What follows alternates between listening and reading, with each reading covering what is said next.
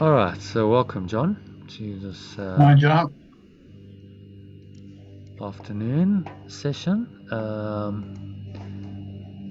We'll just dive straight into the text, Yeah. straight into the lesson for today. Maybe just have a quick look at the quote. Man's desire is to know the mind of God.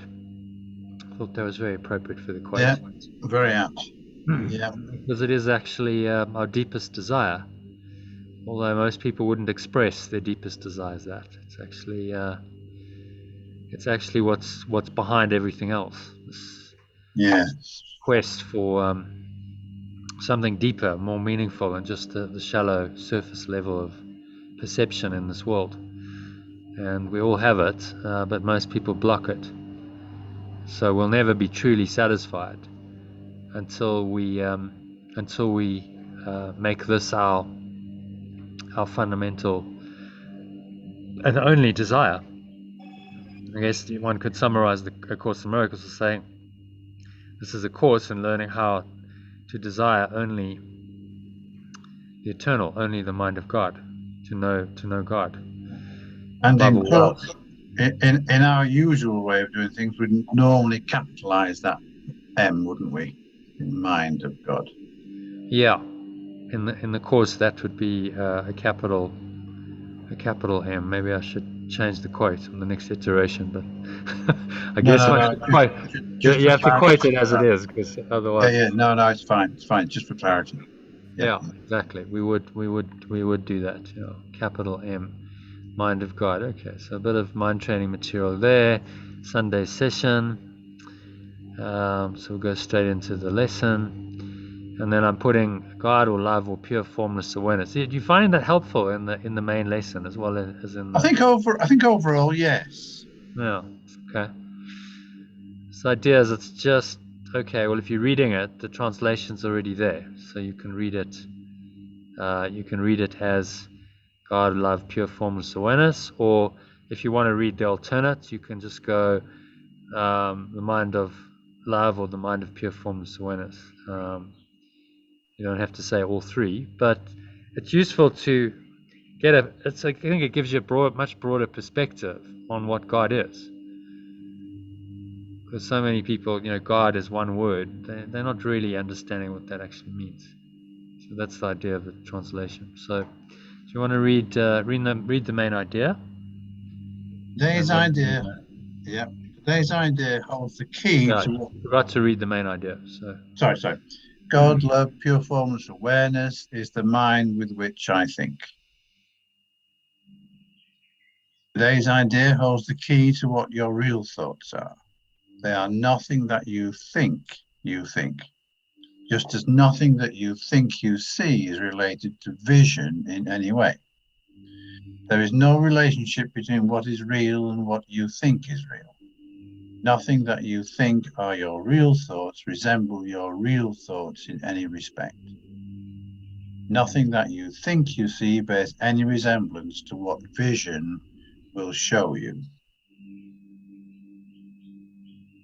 Yeah, I mean, this makes sense to me because we've discussed the idea of what the illusion is and what our thoughts are, and we've discussed egoic thoughts and the thoughts of the real mind.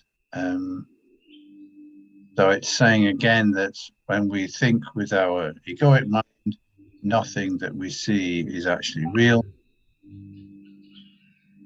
hmm. Key to the key to source really is to think in a right-minded way, because then we are thinking with real formless awareness or the mind of God. Yeah, that's a good summary. I like his categoric. Nothing that you think or your real thoughts resemble your real thoughts in any respect. He's being very clear. We think we Yes. have these thoughts, we think they're real, but actually we're totally wrong, really, what he's saying. What we think is not true. Yeah. So, in other words, any subject object dualistic perception and thought is not true. So what your real thoughts are, and it's quite a challenge, I think, for a lot of people to realize what these are, because then you might go, well, what are these? What are these thoughts then? Um, if I'm not thinking, then what am I doing?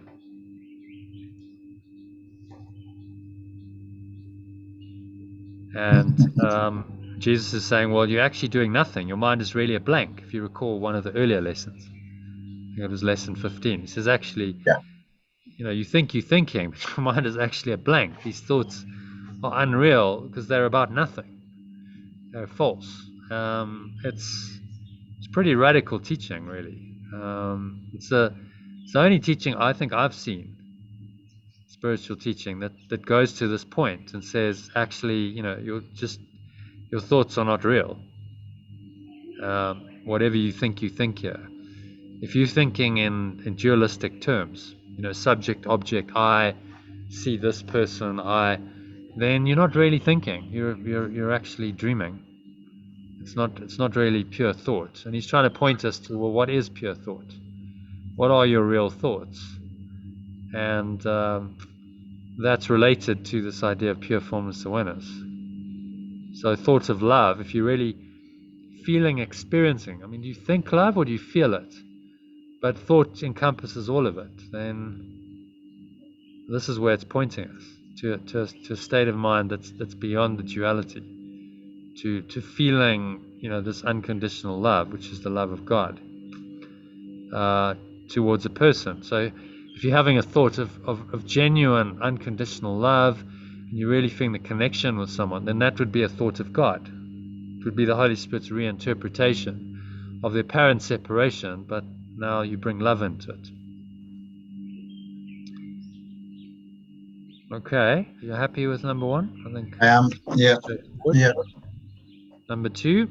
So number two, you think with the mind of God, love, pure formless awareness. Therefore, you share your thoughts with him, it, as it shares his, it's with you. I'd like to,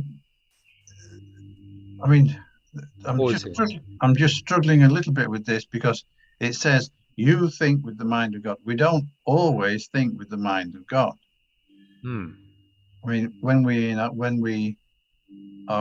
are in our right mind, we think with the mind of God. Yeah, but go to the previous thing. He's saying that these thoughts are not really real. So are you really thinking? If you think you're thinking with the mind of the ego, the little mind, then are you really thinking?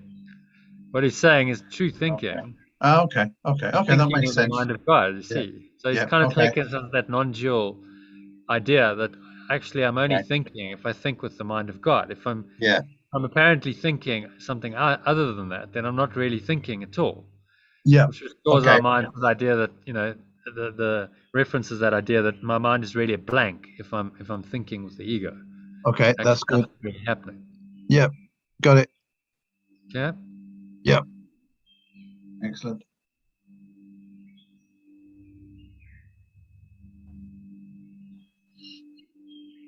Yeah. They are the same thoughts because they are thought by the same mind. To share is to make alike or to make one. Nor do the thoughts you think with the mind of God, love, pure formless awareness leave your mind, because thoughts do not leave their source. Therefore, your thoughts are in the mind of God, love, pure formless awareness, as you are. They are in your mind as well, where it is. As you are part of his, its mind, so are your thoughts part of his, its mind. I think the word mind is, in our definition, what we got down for mind is, the term mind is used to represent the activating agent of spirit, supplying its creative energy. Yeah, let me go there. Yeah, so that was with the lower M. Yeah. not a capital. When the term is capitalized, it refers to God or Christ, i.e. the mind of God or the mind of Christ. I mean, by mind of God, do we mean will of God, the desire of God, the aim of God, the thinking of God? I think mind is more encompassing than will. I mean, It does is. use It will is. of God, but it's the mind of God is the whole mind. Oh, there is Iona. The mind of God is the whole mind. So it's the transcendent level of pure formless awareness, which What does that mean, transcendent level of pure formless awareness? so in that mind there is only that awareness. Right? So the mind of God is the mind that only knows this pure formless awareness, and because this awareness is all of it, this awareness then is the mind of God, because there isn't really any distinction in oneness between pure, there's no subject object. The mind of God is the awareness, is the pure formless awareness, whole and complete and perfect, and there's no separation, there's no duality at all in it. So it's taking us into a state beyond duality completely. So mind, when capitalized, mind is awareness, complete awareness and at one moment with pure formless awareness. Yeah, it would be the mind that is aware of that awareness, and only that awareness. The mind of Only God. that awareness. Yes, The yes. mind of God is only that awareness and nothing Where, else. whereas when it's a small m, it's the mind of our, our mind, Yeah, which can either be right-minded or wrong-minded. yeah, And if it's right-minded, it's aligned with the mind with a capital M, the mind hmm. of God. Yeah, When it's wrong-minded, it's aligned with the egoic mind. yeah. So it's a decision maker. The lowercase mind is the decision maker that decides between formless oneness, pure formless awareness, or the idea of separation to interpret the world and create energy and movement, because he was quite specific in that definition of terms, He the is. clarification of terms, that it's about creating, and it's an activating agent of spirit. So what does that mean? Well, the mind creates energy and movement in this world. So if our mind is aligned with Holy Spirit, which is the remembrance of the one mind of God, then what comes through is a very different kind of activation compared with the ego. Yeah. But you're still going to be activating. So um, you're not intentionally manifesting. This is the subtle difference. But you're not saying, oh well, I'm trying to manifest this or manifest that in the external world. You're simply taking your mind into the one-mindedness, into the state of that pure formless awareness, and then trusting that your thoughts and your words and your actions will be guided from that place, which they will be. And then you act accordingly. And then on this level, your lowercase mind is being activated by the higher mind and being used for the higher mind's purposes. So then you become an instrument of the divine manifestation or miraculous manifestation in the world, coming not from the egoic level. The manifestation is not the primary thing. With the ego, it's always primary. Manifesting in form is primary, not secondary. Whereas with the spirit, it's like, no, you lead with the spirit. Connect your mind with that. You're not too worried about the outcome, and you just do what the spirit guides you to do. And then miraculous occurrences may well show up on the level of form. But primary thing is to unite your mind with the mind of God and be in that state no matter what. So you're leading with mind rather than with form, whereas the ego always turns that upside down and says, no, you're going to lead with the form. It's about manifesting something. Because on the external, you think that that's going to make you happy, it's going to bring you something. Whereas the spirit says, no, what's really going to bring you happiness is uniting with the mind of God and doing that in every situation. And then letting that just guide you in your dream. Let that higher mind, mind of God, guide all your thoughts, which is what he's urging us to do in this lesson. Hi, Iona. Hi there. Yeah. Hey. Hi, Iona. Hello, John. Hey. Yeah. Fine, thanks. Beautiful day here again. Good. You're outside, Jono. I am indeed. Yeah. I've relocated to my parents' house, and they have a lovely garden. So I looked. I was like, you know what? I spend so much time indoors that why not just get out into a bit of nature and a garden? It's lovely. Good idea. Good idea. Yeah. Yeah. Ah, I had a bit of a rough night, so you did. yeah. I think I got some food poisoning. I think so. I was like, I was doing my normal, night shift, getting the quote and everything ready. But then, like every half an hour, I'd have to go. Okay, I got to go lie down now. It's just too much. I'm breaking out into a sweat. Like lie down, and then eventually, fortunately, I managed to vomit it out. Oh, Hour two, but it was I thought, well, this is dedication. It's like, okay, feel all right now. Let's go back to the cause, and I got it out on time anyway. But I thought of you and others, and with COVID or whatever it is, and my wife and son have also got it. I thought, okay, well, maybe this is sympathetic resonance or something. Because although it's not COVID, I'm feeling really. It's like, oh. I don't know, Jono. It's a funny old energy right now. It's something. I think there's a very big global feeling abroad at the moment. Interesting that you were vomiting this morning. Kenneth said he's never felt so bad physically, body since I've started this Course in Miracles work. Yeah. Huh. Yeah, interesting. I don't know. Yeah, sympathetic resonance or something. Yeah. I mean, I'm over it, mainly over it now. But it was interesting. I'll just share my experience briefly because I've done a lot of the Vipassana. I don't think I've been sick like this since.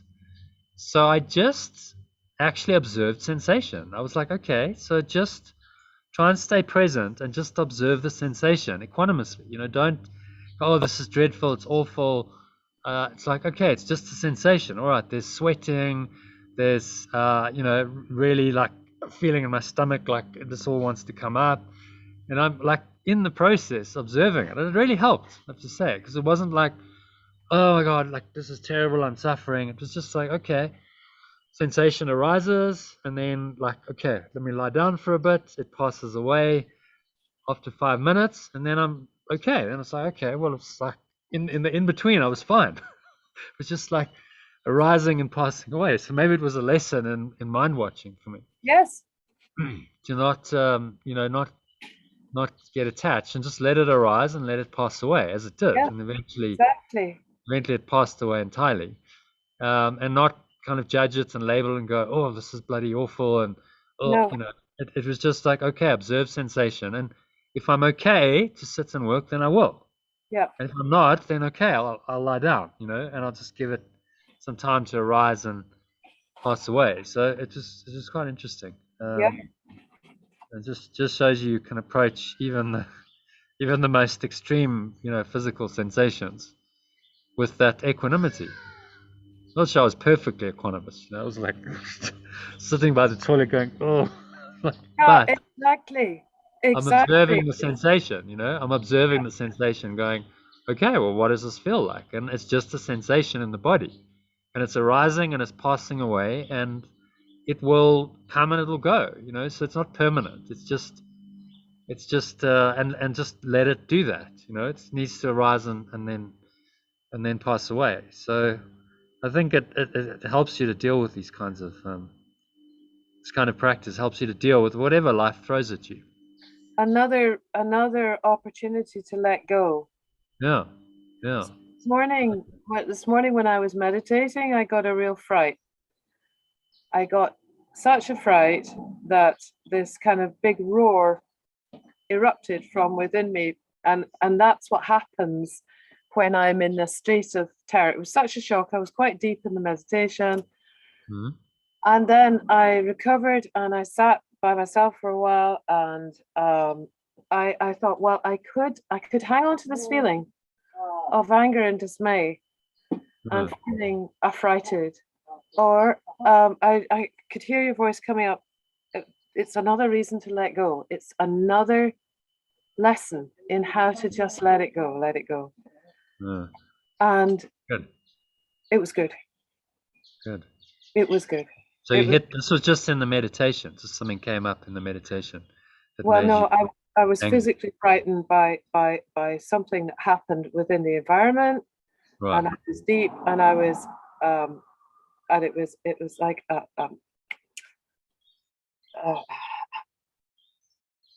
basic terror trigger response. Yeah. Fight or flight response. Fight or flight, and I was striking out before I knew it. I was using my fists before I knew it. Whoa! Wow. Yeah. Okay. And I could have gone into a big story about it, but I thought, no, don't, let it go, let it go. It's another lesson. Yeah. Good.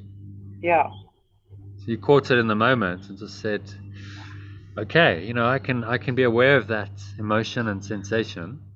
I would say I caught it in the next 30 moments. It wasn't as instant as that. You know, I still have a long way to go on it, or a bit to go. Yeah. But it is part of this mind training. Yeah. You had the reaction. I mean, remember, he says the ego always speaks first. Yeah. So its reaction is usually first, and it seems to be strongest. And it, you know, that fight or flight response is you know, ingrained into our system. That's right. So that's naturally, you know, it's not actually natural, but in the ego's twisted story of life, it's a natural response to any kind of threat or danger. Yeah. We do react like this. Yeah. And then all the stress hormones and chemicals start juicing, and you know, you notice that state is arising quite quickly. Indeed. You know, in a matter of seconds, the state arises and it wants to take you over and hijack your mind. But the presence that's behind it can observe even that and say, okay, but that's just another movement. There's another movement of the ego mind. Underneath this, my true awareness remains, which is beyond fear, and so I can let it go and I can find calm, which is actually almost always going to be the most helpful way to deal with the situation. For sure. Fight or flight response is way overrated. Even in a situation where your life was being threatened, I would say it's still going to be better to be calm and clear and in your awareness, in your higher awareness, than in the fight or flight. Because the idea of the ego is like, okay, we'll get a lot of energy pumping in and you're going to react and it's going to be fight or flee, and it's very primal. Whereas in the you know, the higher awareness, you can do things that are you just wouldn't be able to do in that lower awareness. Yeah. There's actually a movie, we'll watch a movie at some point called during this year, called Limitless. I don't know if you remember that, John. I think you watched it. I don't know if you've seen it. The guy called Bradley Cooper. And the idea is, I know him. Yeah. The theme of the movie was he gets this amazing wonder drug. And he's kind of a down and out writer. Nothing's really happening for him. He can't focus his attention. Then he takes the wonder drug. And it's like, whoa! Suddenly he's like fully present, focused. And so there's various situations arising in the movie. But one of them is he ends up in a fight. He's not quite sure. It doesn't explain how he gets there. But he's on a subway and there's a bunch of guys attacking him. But he's not in fight or flight. He's in his higher awareness. And he's just pulling in, oh, well, I've once seen a kung fu move doing that, so I just pull it in and I use it. And he's you know, he's not scared, and he's absolutely in his presence, you know, allowing this higher mind to come through and make, you know, much better decisions than fight or flight will ever do. So even in a situation like that of physical danger, you're still better served by the spirit, because the spirit's not necessarily going to say, well, do nothing. The spirit might say, okay, well, you know, run or do whatever. You don't know. It's going to be different depending on the circumstances. but it's going to give you the guidance that's going to be right for that situation. If you're not hijacked by the fight or flight, because if you're in intense fight or flight, you're either going to freeze. It's people who can literally be paralyzed by fear, or you react violently, and then it's just like lashing out. Which isn't generally the best way to respond to it. So yeah, this is mind training on on that level that could really be helpful in situations like you encountered. So it's good that you did it and you're aware of it, and then you just use it for mind training. That's what it's for. That's it. That's another lesson. Okay, that's good. I saw it. Okay, and then you go, maybe I didn't let it go as quickly as I would have liked to, but I did let it go, which is good. So it's like that's a gauge in a test like that of how much your spiritual advancement. It's like, can you drop it straight away, or is there a lag time? Does it take minutes, hours, days? And the longer the time is, of course, the less advanced you are, because you just can't shake that. So if you did it in a few minutes, that's good. It means you're really getting this. Good. And ideally, if you can narrow that gap to a few seconds, then the ego will probably still speak first. You get a fright, it'll be like, oh, there'll be that. But then if you're really in your awareness, just be like, oh, okay, just,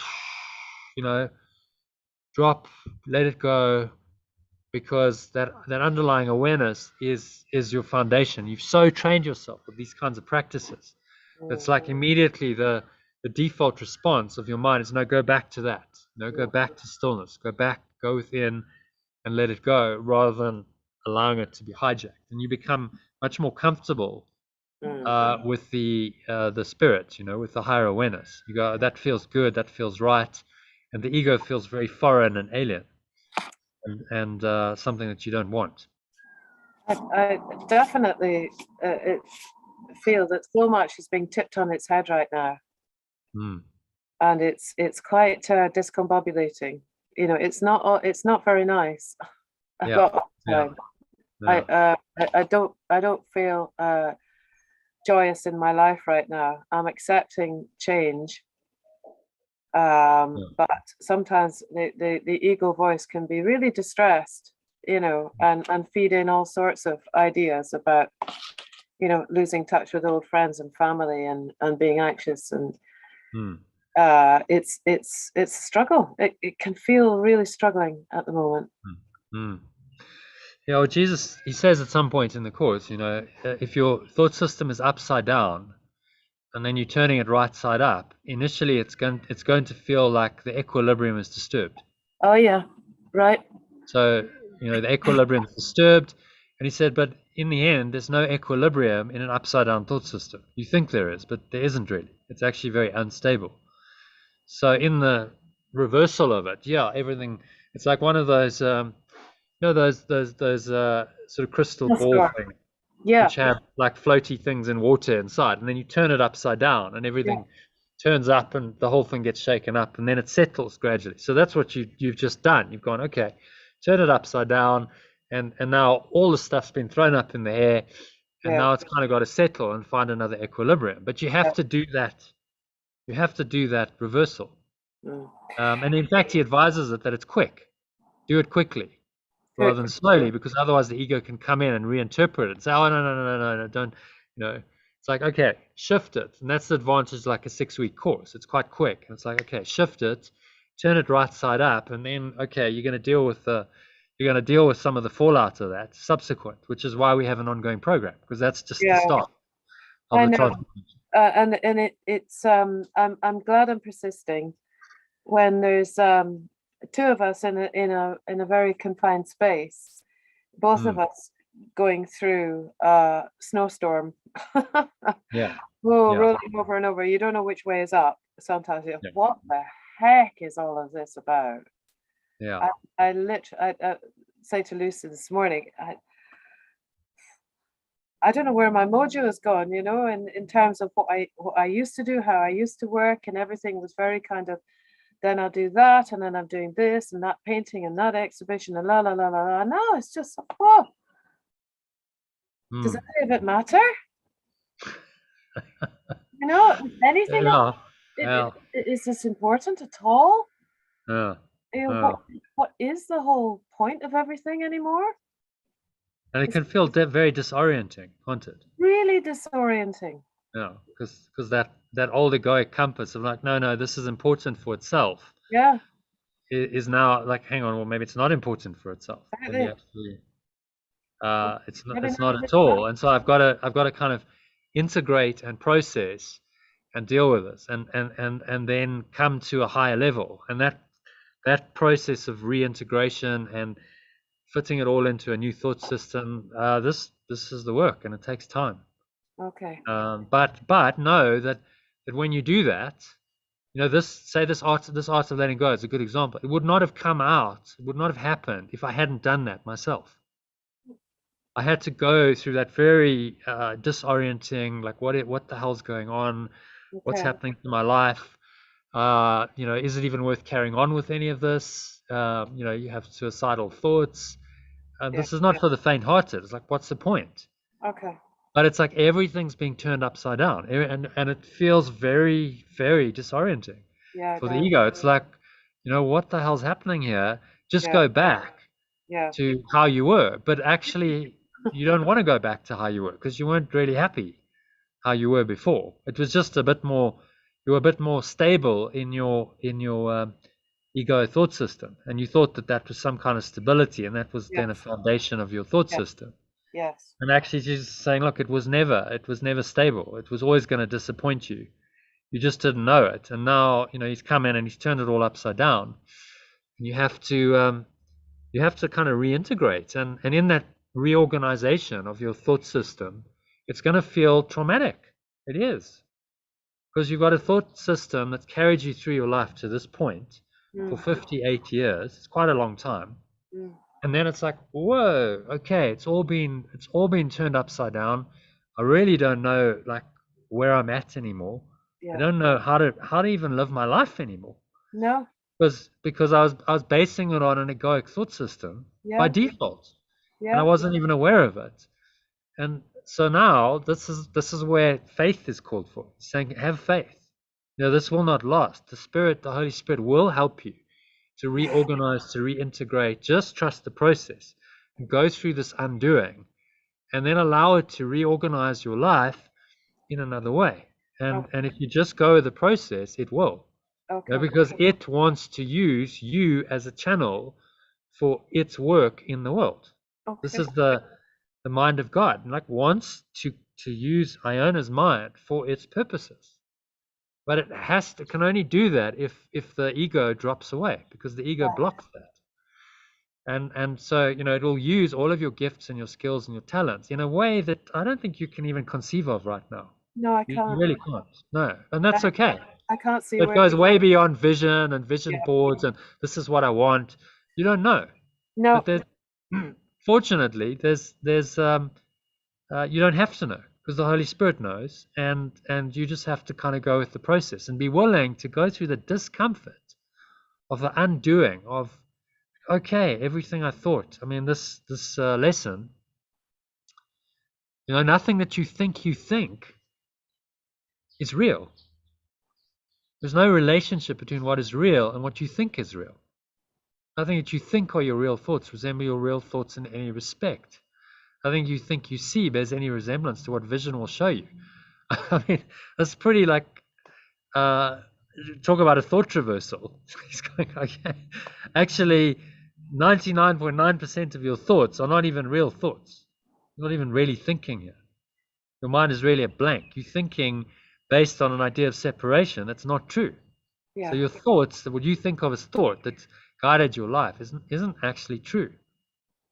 And to open to this pure formless awareness and let that be the only guide of your thoughts is the art of this. The art of letting go is opening systematically, progressively, allowing. So you're not a vegetable. You can still think in time-space terms, but it's the mind of God, the Holy Spirit, the awareness of that oneness that's now directing those thoughts and words and actions. And this is a profound shift. It's a major undoing process that you've kicked off here. And the good news is you'll get there in the end. The bad news is there's no going back. Like Morpheus said to Neo, you can't go back. Would you No. really want to go back? Neo says, I can't go back. And I says, no, but would you really want to if you could? Would you really want to go back to that? Probably not. Because there's something else that's been shown to you. So it's like the only way is forward here, right? The only way is forward.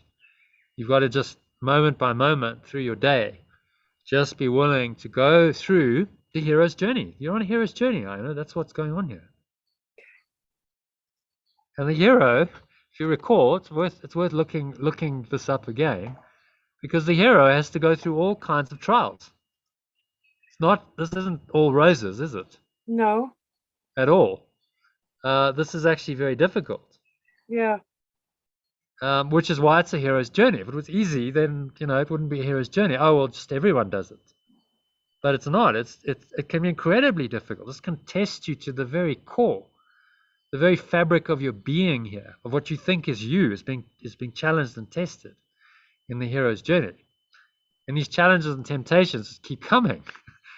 And then your ego's going, oh no, I don't like this. Go back to the known. Go back to the safe world that you were in, and you had a routine and it was kind of working. But it's like too late. You've gone beyond the point of no return here. Because you did the 6-week course, and it's like, okay, something's awakened in your mind that you can't shut it down. No. So, okay, well, I'll just put it back in the box and forget it all. You can't. It's not possible. No, there's so something. The heroes then, once you've gone beyond the point of no return, which is this black line here. Yeah. You then, it's okay. You're in the journey, and it's like the only way out is through. You've got to go through it, and it ends in abyss. The death and the rebirth of the death of the ego, rebirth into the higher self, and that is traumatic. The ego's got to die. It's going to go, oh my God, I'm dying. This is terrible. The amounts of pain and wailing and gnashing of teeth and resistance that can happen are extreme. This is why this is difficult, but it will happen. I do see both of us playing this out. This extreme resistance and the loud ego bellowing and bleating and saying, but I'm in such pain. I'm in such physical pain. Yeah. And then yesterday managed to manifest the complete disintegration of a molar. Right. Okay. Which sent me scurrying off, to emergency dentist appointment, and I, what next? Yeah. And Kenneth's kind of bleating away about body pain as well. He's not going to be offended when I say that, because we are both, what the hell is going on? Well, you just invited the field of transformation into your lives, and then, expect it to happen. Yeah. It's gonna happen, and it's all happening for you. It's all good. Just when you're going through it, you go, remember the hero initially doesn't want to go there. There's a resistance. It's like, no, not me. But there's something in them. It's like, okay, well, we'll carry on. And so you've done that, and you've crossed. You finished the course. You did all the processes. And you're now immersing in this process. So you're saying, okay, I'm up for this. I'm game. I'm going to do this. Yeah. And then expect that, that's why it's an archetype. Expect, you're going to get challenges and temptations galore. Because that's how the ego unwinds. The only way you're going to unwind it is if you have those challenges and those tests. True. Otherwise, it just doesn't arise. Yeah, if it's plain sailing the whole way, I never get a chance to test. Yeah. What am I testing? My resolve. You're testing your faith, your courage, and this is actually what you want, because by being tested, you have to go beyond what you normally do. You have to go beyond the normal Iona way of doing things, and you have to really dig deep, and you have to find that courage, that presence, that strength. Yeah. That's in you. Yeah. That's indomitable, that's invulnerable, that's invincible. That's like, it doesn't matter what I'm thrown by life. Like I go there. I go to that rock, the rock of God, the rock of Christ, which is what he's referring to in every lesson. You know, go there, go back there, go back home. But to force you to do that out of your egoic delusion is the hero's journey. It's a process, and it's going to take time, and it's going to take perseverance and effort. And but know that, I mean, this is you're going to go through this. It's inevitable. You're going to go into the death, and maybe that's starting to happen. The death, and then the rebirth of your ego, the rebirth of yourself as, you know, as the higher spirit. Yeah. And that's what you want. That's actually what you want, because that in that transformation, then you become the awakened person. You are awakened. There's much more happiness and peace and joy, and you have these tremendous gifts to bring back to everyone else, because you've been through the journey. As I said, I wouldn't be able to do this if I hadn't been through this myself. So Art of Letting Go never would have happened. It was born out of my own internal struggle and transformation. Yeah. And then it's like, okay, well, I can help others now to do this. And you know, that's then the point. Okay, we're all on a hero's journey, and those who are willing, if those who've been through it, then help them. It forms a chain reaction of at one-ment. I think interlocking chain of miracles is what Jesus calls it. Interlocking chain of miracles makes up this at one-ment process that you then become part of, and your life is dedicated to that and only that. That's what you're here for. Nothing else. None of the ego's delusions matter at all. The only objective is at one-ment. But the hero, you have to go through the hero's journey before you know that. And you can really accept that that's my only purpose here. Which means all the egoic misconceptions have to die in the journey. And then you're reborn, and then the spirit will take your gift. So for instance, your talent as an artist, and it will use it in ways I'm telling you can't even conceive what it can do with what you know. But you've kind of got to shift out of where you are currently, because that's not where the spirit wants you. It wants you somewhere else, and you don't know. You don't know exactly how that's going to look. No. But that's kind of exciting, I think. So okay, so you know, it's not all planned, and like I don't know how this is going to look in 5 years. Okay, well, I'm laughing because Kenneth's making a funny face at me.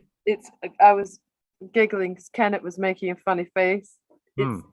It's good to be reminded of the excitement. I didn't want normal. I didn't want a slide into middle age and then just a big fat acceptance of everything.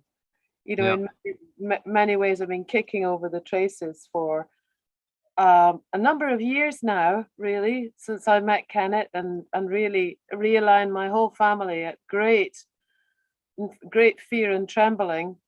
That was a real hurdle in my life.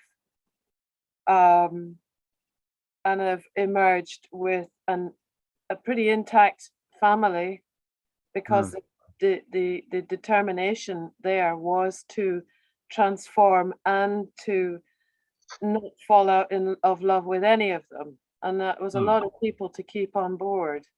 But it's still good. So in many ways, life has been in a real turmoil now for about 5 years.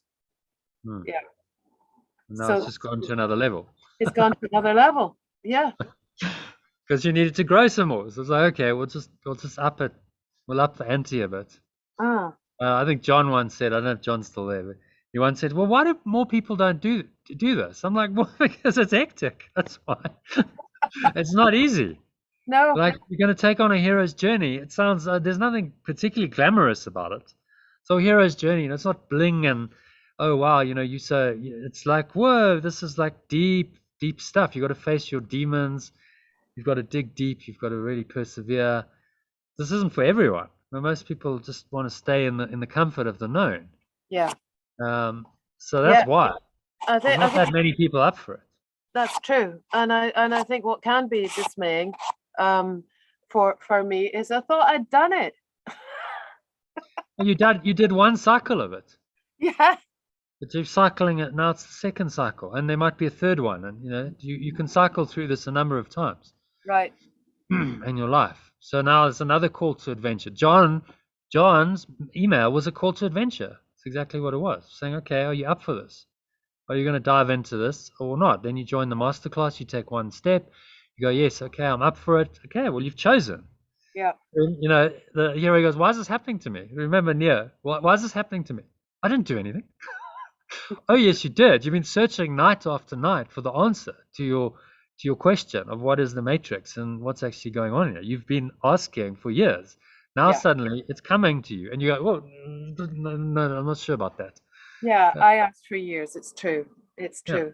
So here it is, you know, your heart's desire being answered, but it doesn't always look the way you think it should look. It's not always going to be roses. As if we thought as if I thought I knew what it looked like. Yeah. How can you? It's unknown. That's the whole point. You don't know what it looks like. You know what the ego looks like, but you don't want that.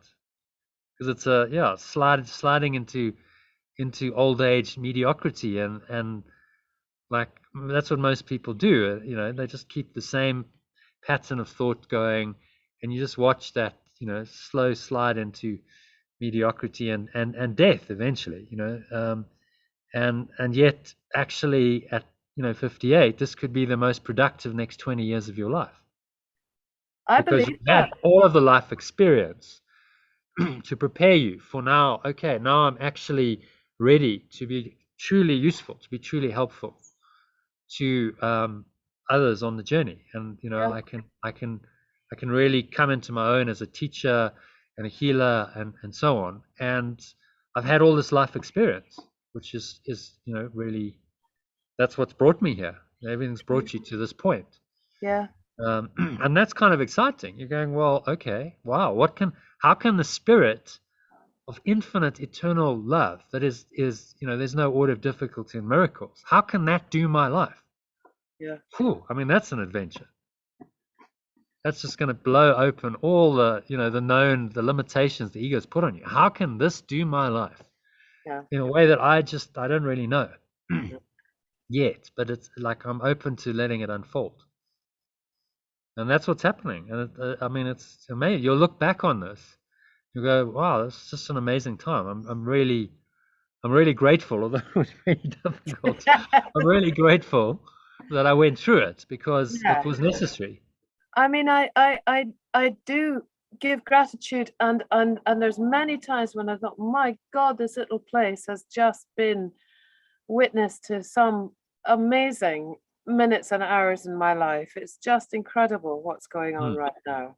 You know, it's extraordinary where I'm happening to sit right now and inviting all of this change. And you're not going anywhere. You're just in your little cottage or whatever it is. But it's a mental, emotional journey. That's the change. Yeah. You're saying you know, you're up for it. So every time you join, you know, you join on Zoom, it's a journey. It's like, okay, what's going to happen in this session? Yes. What's going to reveal itself in this one? You know, that's the miracle of these live sessions. You just don't know. And it does pull me back every day, and every morning when I wake up, you know, I'll sort myself out and then, you know, go for the big blue book and see the next lesson. Yeah. And in these interactions, you know, I love it because it's not planned. There's no like, okay, this is the lesson, you know. So people have said, oh, we'll keep it to a time limit. But the problem with that is you create a huge limitation on what spontaneously wants to arise if you really widget on that. So it's one of those things, you know. I've just decided it's like the spirit's guiding this. It will be what it'll be, and the people who resonate will resonate, and if you don't, then it's not the course for you. But this is deep dive, you know, and yes, it does take time if you're going to do this kind of deep diving. It's not like, okay, you know, guaranteed 45 minutes, that's it. It's like, well, I mean, we just had a really interesting conversation for about half an hour. Well, that wasn't planned or scripted. We've just gone totally off the off the beaten track of the lesson into hero's journey, but you know, that's what's necessary then. Had you started with John? Yes, yeah. But John's got, I don't know if John is still here. He said he's got workmen there and he was going to get interrupted, so he Okay. may have just muted it. And John, Yeah. I don't know if you're still there. Doesn't look like it. So we'll just carry on without him. He did say he might get interrupted. So let's read. Why don't you read number 2? I think that could be useful. Number 2 and 3. You think with the mind of God, love, pure formless awareness. Therefore, you share your thoughts with him, it, as he, it shares his, its with you. They are the same thoughts because they are thought by the same mind. To share is to make alike or to make one. Nor do the thoughts you think with the mind of God, love, pure formless awareness leave your mind, because thoughts do not leave their source. Therefore, your thoughts are in the mind of God, love, pure formless awareness, as you are. They are in your mind as well, where he, it is. As you are part of his, its mind, so are your thoughts part of his, its mind. Okay. Mm-hmm. Any thoughts on that? It's almost like this Celtic knot again, but in the best way, you know. The last time we were talking about that, like being the egoic mind, just time. But this is my thoughts. My thoughts are thought by the same mind. I am sharing with the same pure formless awareness. It's this wonderful sameness, interconnectedness of it all.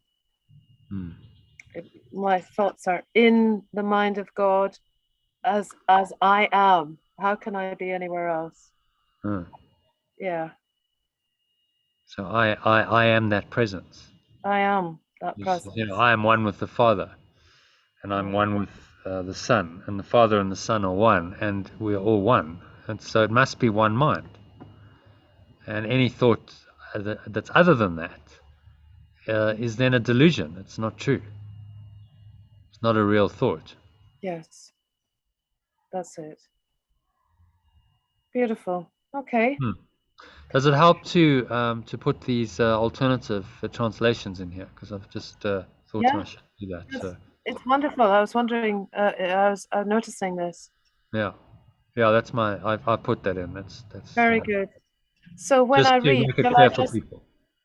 Should I just choose one that resonates with me? You can, yeah. You can, yeah. Shall I read 3?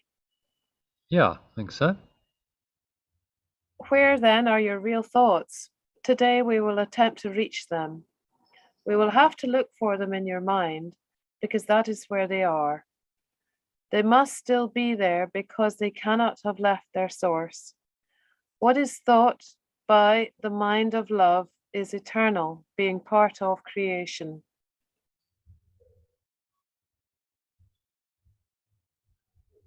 So they're safe, and the real thoughts are safe in my mind. Great, we don't need to look for them anywhere else. And cannot have left their source. So his practice, you noticed the last couple of days, he said, go within, you know, deepen. This is a meditation technique of deepening in. Yeah. Into your mind, because that's where you'll find the real thoughts. Yeah. Arising. And that might just be an awareness, you know, thought. We think of thought has to be subject-object thoughts, but as he's saying in the first paragraph, actually, these are not your real thoughts at all. So subject-object dualistic thought is not really thought. The thought of God is maybe just an awareness, a feeling of love, a feeling of power, a feeling of like some kind of expansive awareness. That's a thought of God. But it's not thought in the way the ego defines thought. Lovely. Yeah. So it's more just an awareness, a feeling. Feeling is thought. I mean, it's all thought. This is what he's saying.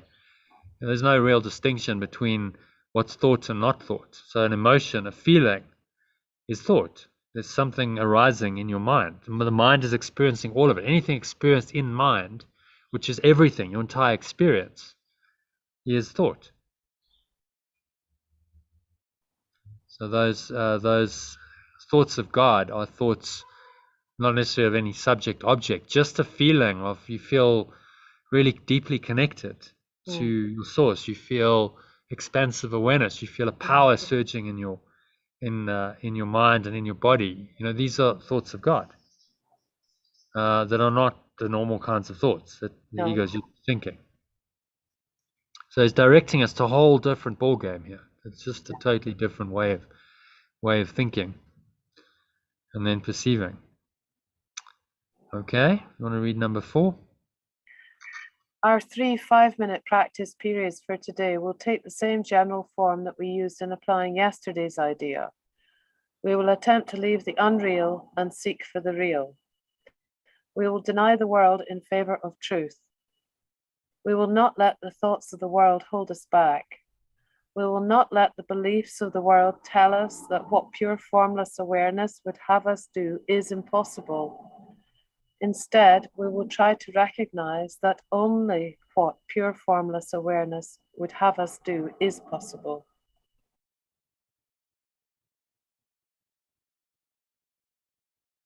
Yeah. Leave the unreal and seek for the real. I was so grateful for my extended time waiting for the dentist yesterday, because I went into this really, really deep meditation on light. And oh man, it really was excellent. I had about an hour to wait. And I think in one part of the lesson yesterday, it described himself as just sliding in between the unreal thoughts. And for me, that was really useful. It was just like seeing them coming and then, just giving it a body swerve and sink down and down and down. And I think there was something in the language that was saying, listen, this is really powerful. This is really important. This is really deep work. So yeah, and he's continuing with this lesson. So you can see what he's doing is he's the first sort of 40-odd lessons are very much mind training, perceptual training. Now he's going into, okay, this is a meditation practice we're starting to get into. Yeah. Through these lessons, where you're going to sink in and you're going to find that awareness that is your true awareness, and just be aware of that awareness. But you've got to sink beyond all the thoughts of the ego to get there. Okay, any thoughts on number 4? Well, we will deny the world in favor of truth. Yep, no matter what appears to be happening in form in this world, I will favor the absolute truth. Yeah. Yeah, so it's a call to just go there and listen only to that. Okay. And deepen our connection with it in these exercises. Good. Okay. Yeah. Happy to move on to number 5. We will also try to understand that only what love would have us do is what we want to do. And we will also try to remember that we cannot fail in doing what it would have us do. There's every reason to feel confident that we will succeed today. It is the will of love. Oh, that's perfect. Yeah.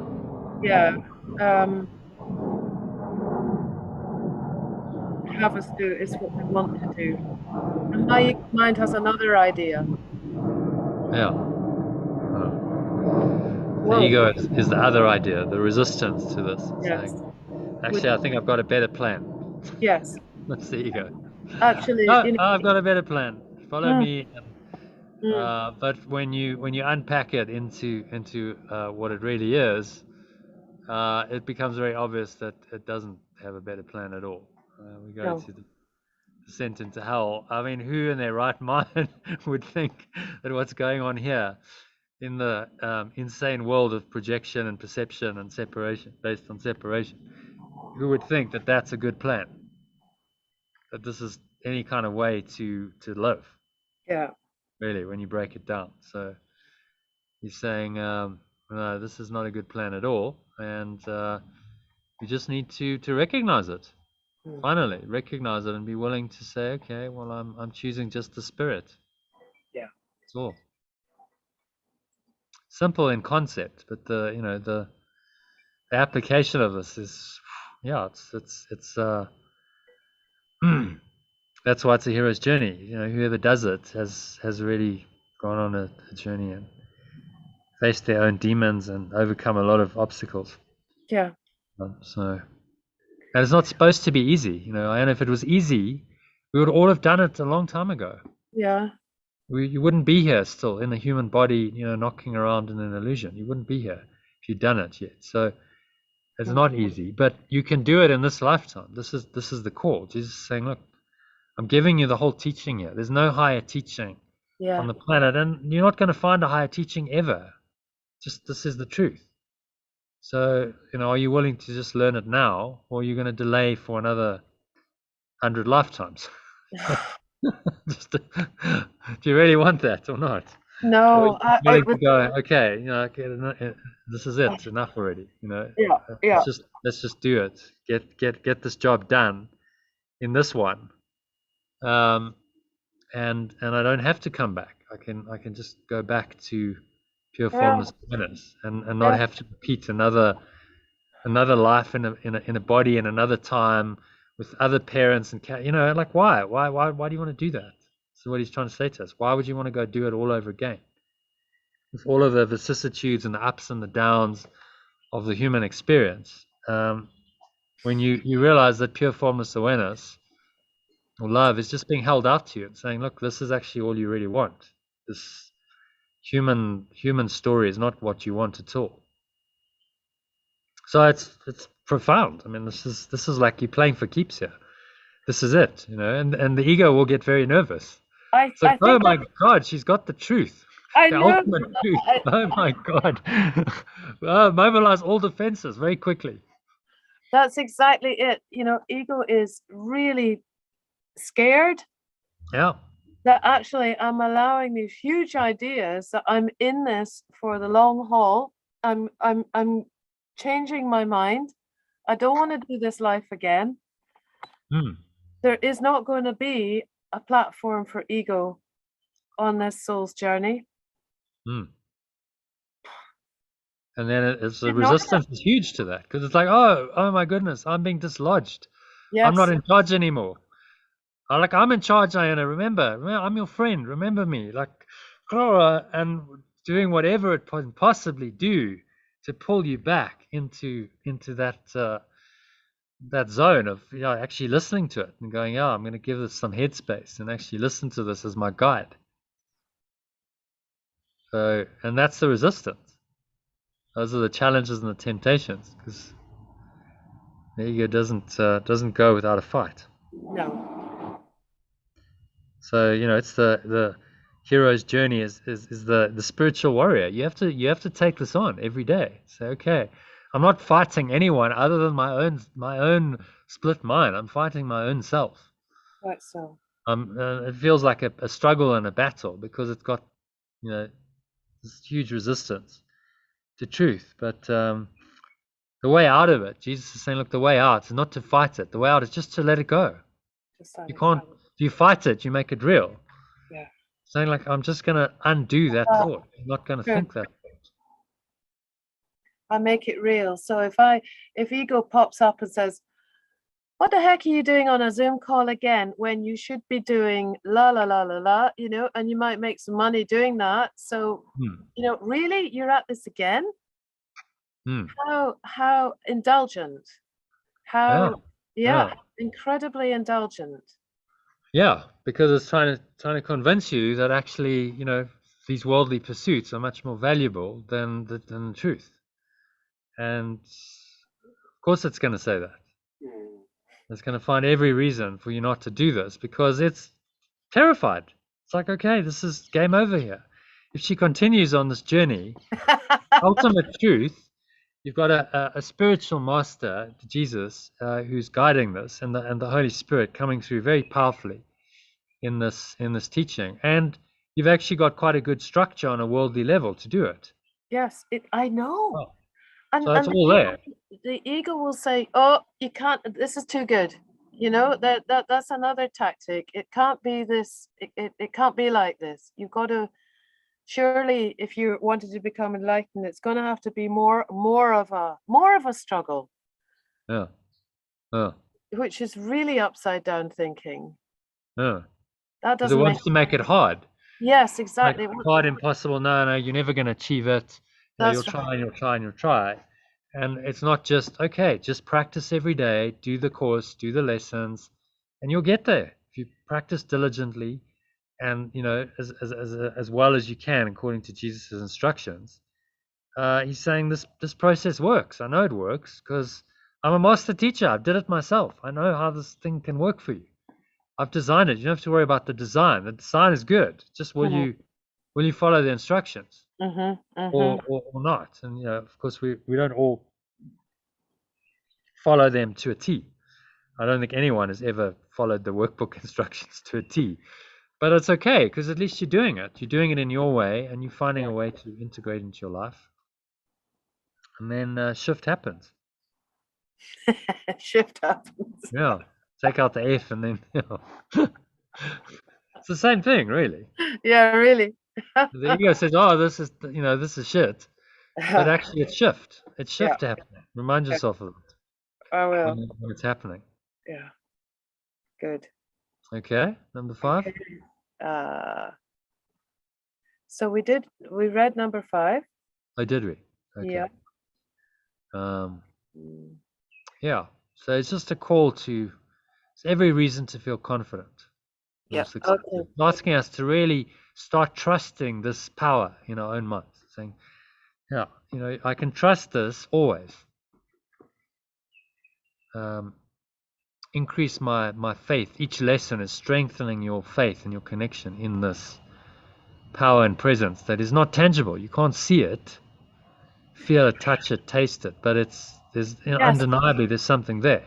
That's it. Ego is asking for empirical evidence. Yeah. Yeah. So what's happened today? What's showing up? What other miracles? You know. Yeah. You know, I don't think I have read 5. I don't think I have. No, I don't think you did. No. We'll also try to understand that only what pure formless awareness would have us do is what we want to do. And we will also try to remember that we cannot fail in doing what it would have us do. There is every reason to feel confident that we will succeed today. It is the will of pure formless awareness. Wow. Right now, I've got this high-pitched noise in my ear. Everything's gone really quiet. Okay. Interesting. Just like a little shift. Yeah. Oh, that was lovely. I haven't had that for a while. You actually had read it before, but you obviously needed to read it again. Did I? You read it before, yeah. Because I noticed I made a little error there. I didn't put he, it. Would have us there. I was like, okay, I must fix that. Oh, yeah. No. But well, I needed to hear it again because I have a recollection. Yeah. So isn't that interesting how it works? You can read the same lesson, the same paragraph, and you're like, oh, okay, did I actually read that? Yeah. Yeah. the goldfish syndrome. I'm doing it fresh every time. Yes. Look, it's marvelous. You'll see. Still next year, if you carry on and we're a year down the track and we do this lesson again, you'll be like, oh, this is like a fresh lesson. It's like brand new. Brand new. Yeah. Amazing how it works this way. Okay. So that's the lesson. So we do a meditation on it. Yes, please. Yeah. Good. And then this evening we'll do the text. So it's Yeah. Good. 2 sessions today. So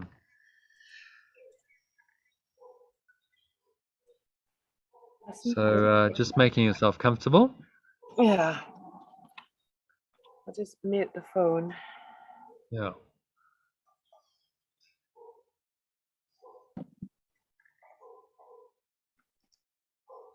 Sitting comfortably, your feet shoulder width apart, back straight, cup your hands in your lap, close your eyes.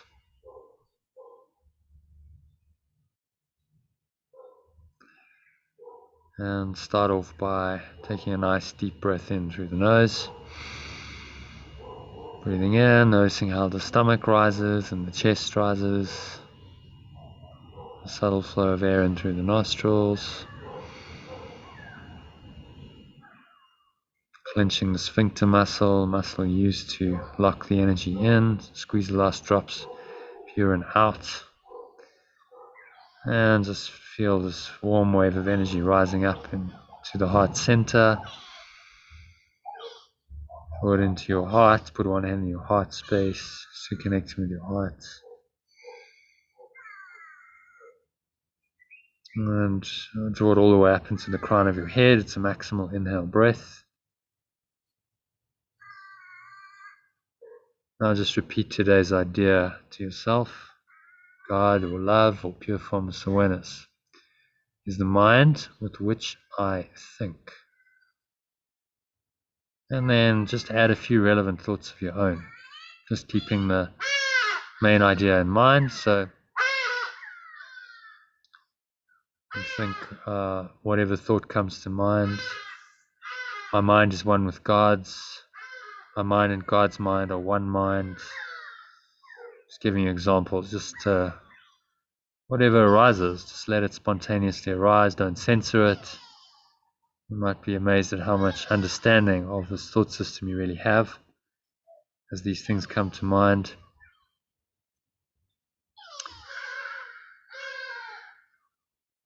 And now tell yourself gently, just repeat today's idea.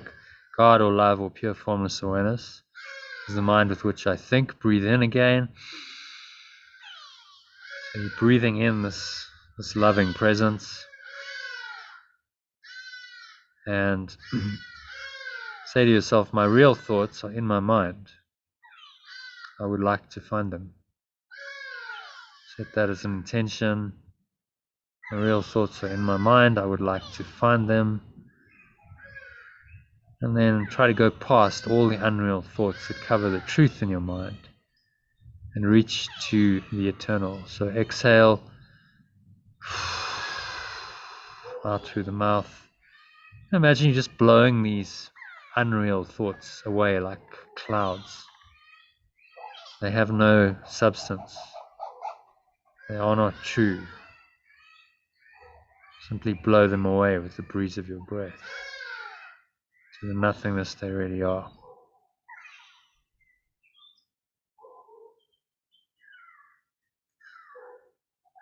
Find a peace and a stillness at the bottom of the exhale.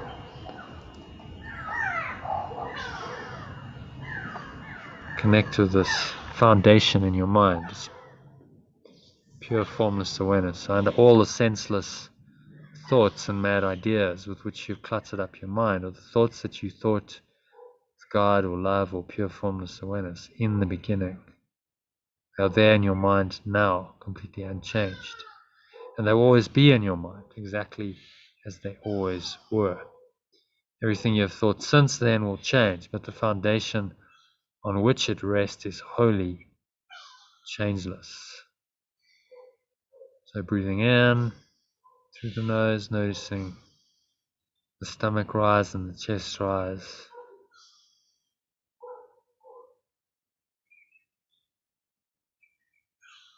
Subtle flow of air in through the nostrils. Just breathing in this spacious awareness. Pure formless awareness is by definition spacious. It's formless. There's no form to these thoughts, just an awareness. And you allow it in, allow it to rise in your mind. And you just relax into it. You Allow your mind to go deeply into it.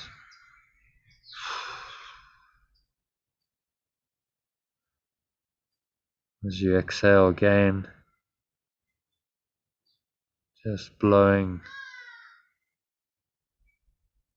it all away.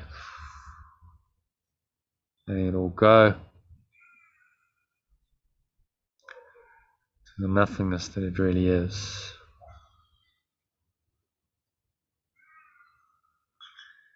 And you rest in the peace of pure formless awareness, foundation toward which the exercises for today are directed. Here is your mind joined with the mind of God, the mind of love, your own pure formless awareness. Here are your thoughts, one with his, one with its. This kind of practice, only one thing is necessary. Approach it as you would an altar dedicated in heaven, which is the state of pure formless awareness. To that presence of love, that pure formless awareness, which is your source,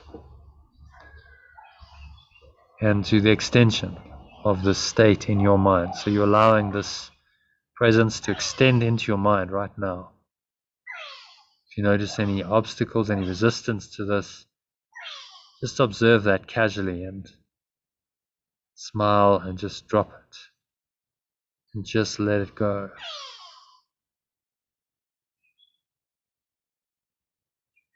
Nowhere else to go, nothing else to do.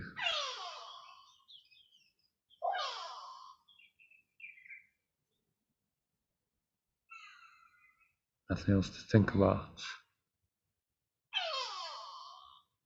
Just sink into the place you're trying to reach.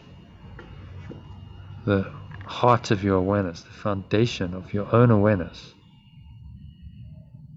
Jesus says you'll probably be unable as yet to realize how high you're trying to go.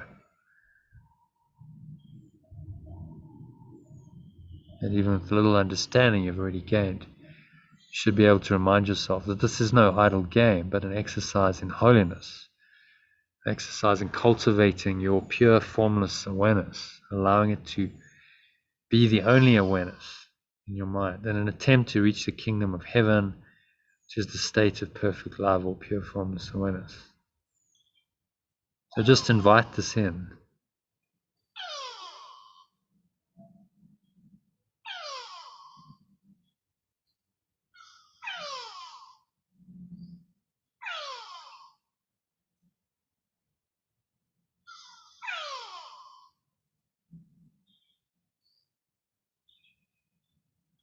So nowhere else to go, nothing else to do, nothing else to think about.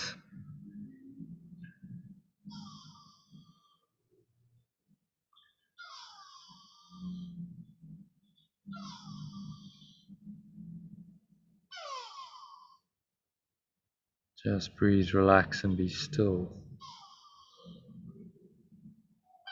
Observe the breath flowing into the nostrils and out of the nostrils. And let it just take you deeper into this kingdom, into the state of pure formless awareness, perfect love. There is no separation.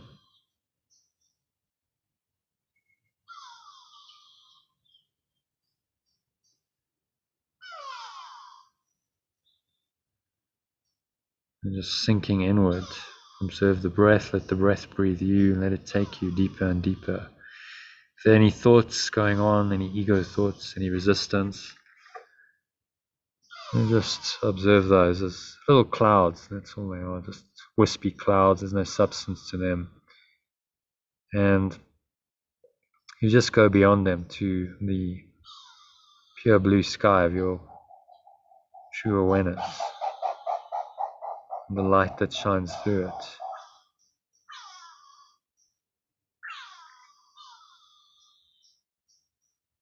Just surrender into the state of mind, state of being. Nothing else to do, nowhere else to go, nothing else to think about for the next few minutes. Just breathe, relax, and be still for the next 5 minutes or so.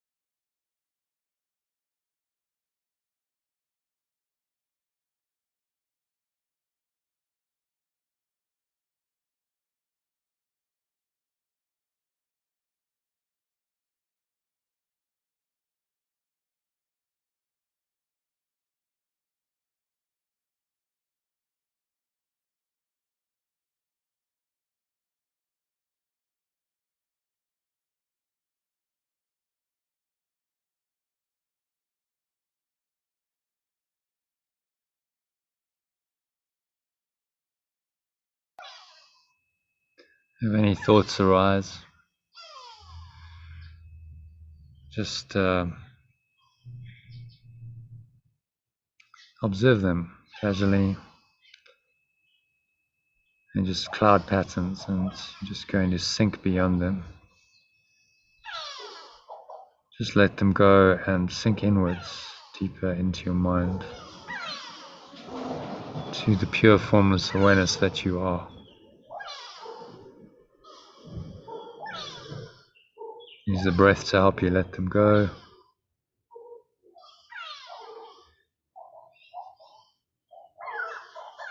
And merge into your own true pure formless awareness. Surrender to it completely for the next a couple of minutes of deep silence.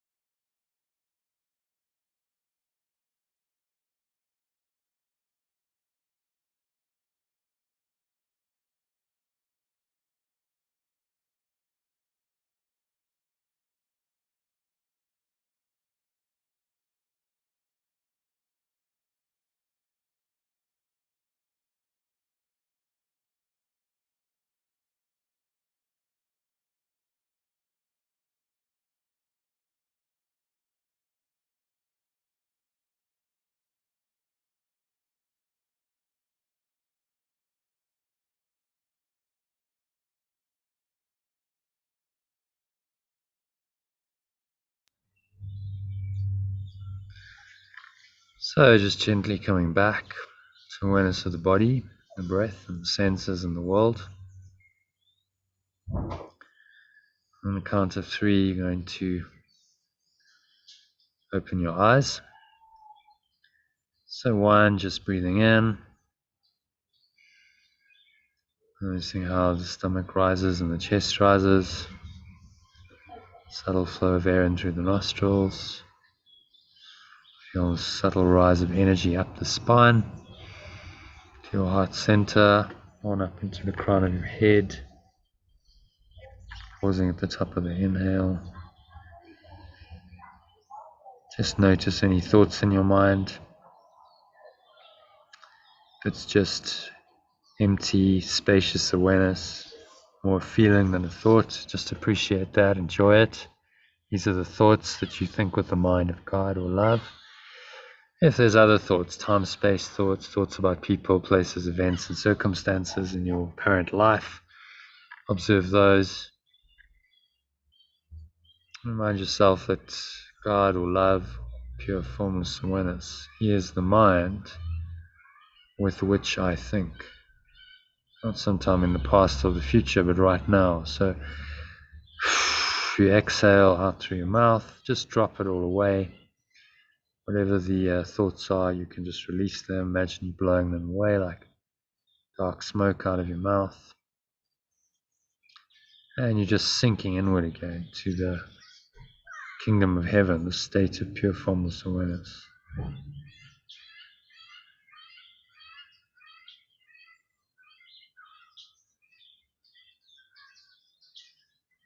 the bottom of the exhale, notice this exquisite stillness, the gap between breaths. It's an opening into this true awareness, pure formless awareness. So let it take you there.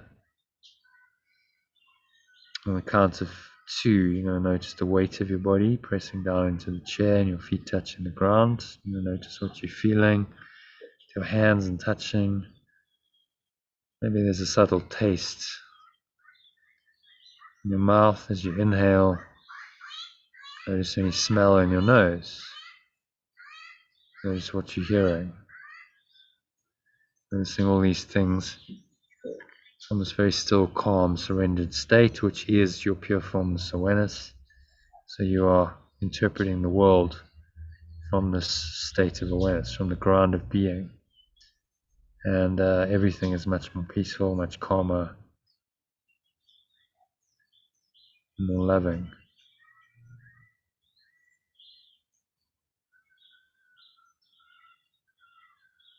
So feel that energy, give thanks for it. Anchor it in with the breath. Remind yourself one more time, God or love or pure formless awareness is the mind with which I think. Only this mind holds my true thoughts. And those thoughts are not subject-object thoughts, not dualistic thoughts. They feel very peaceful, very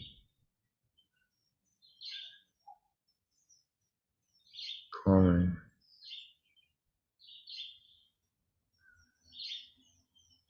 So on the count of 3, you're going to open your eyes. Just bring your awareness back into the room, into the body.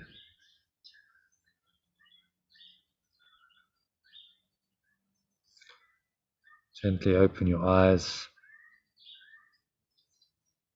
Just take a minute to look around, observing the various objects around you. Very casually, there's no need to really interpret these. Interpretation is of the ego. So you simply stay in this awareness. It's the same awareness as you had when your eyes are closed.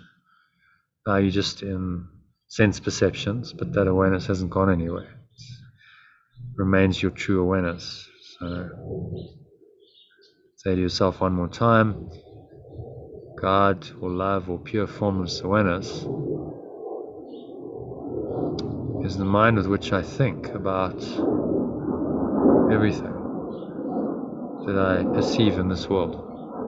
This underlying awareness is guiding my thoughts, my words, my actions, moment by moment in every situation. Notice the peace that comes when you say this. This is how it translates into this world, how you can be in the world but not of the world. So you connect with it very deeply in a meditation, and then you carry it with you through the day. So to help you to do that, I recommend practicing today's lesson frequently. Jesus asks you to do it every hour, ideally. It doesn't actually specify a time, but just a few seconds for an hour can work. And I've sent you some breath break recordings. So there's a shorter one that's 4 minutes. You can use that, or there's the longer one that's 10 minutes, which I've fixed up for you. Did you see that? You mentioned that you couldn't hear my voice because of the background. So I sent it through again. Just change the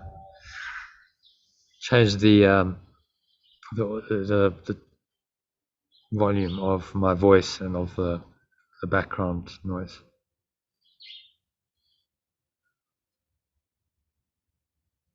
So use that, or just take a minute and remind yourself to repeat the idea, to appreciate your mind's holiness, which is your pure formless awareness.